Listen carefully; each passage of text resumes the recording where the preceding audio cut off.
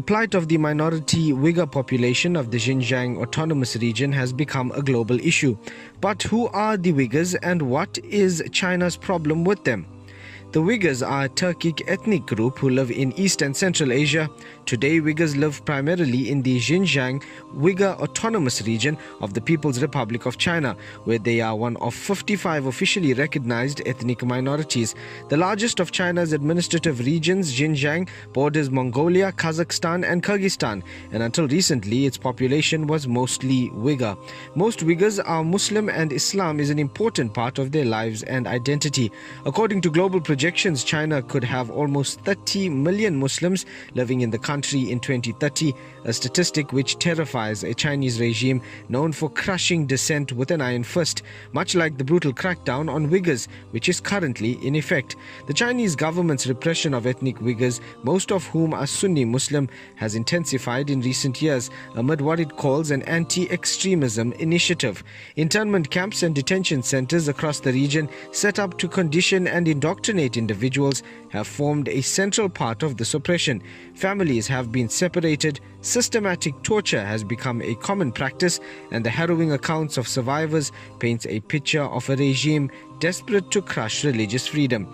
In a letter sent to the US administration by lawmakers, the Uyghur population is described as one being subjected to arbitrary detention, torture, egregious restrictions on religion, practice and culture, and a digitized surveillance system so pervasive that every aspect of daily life is monitored.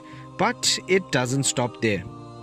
Numerous and incredible reports that we have received that in the name of combating religious extremism and maintaining social stability, the state party has turned the Uighur Autonomous Region into something that resembles a massive internment camp that is shrouded in secrecy, a sort of a no-rights zone.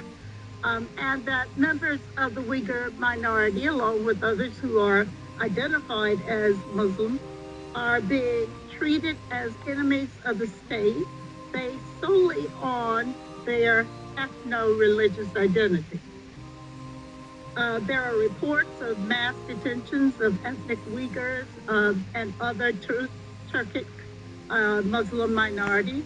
There are estimates that upwards of 1 million people are being held in so-called counter-extremism centers.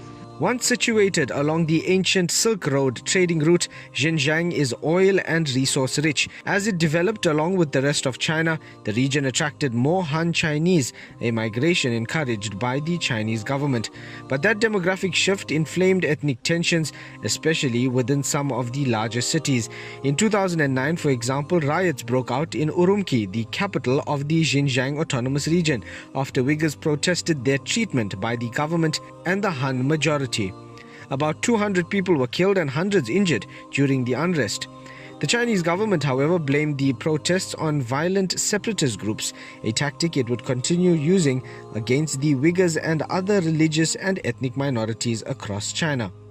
Xinjiang is a completely policed state. An atmosphere of anxiety and fear has become common amongst the ethnic Uyghur community.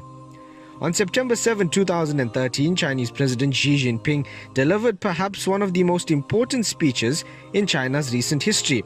He announced the Belt and Road Initiative, also known as the BRI, the largest infrastructure project since the Marshall Plan in 1948, when the US spent $15 billion rebuilding Western Europe after World War II, meant to boost China's economic and political influence around the world.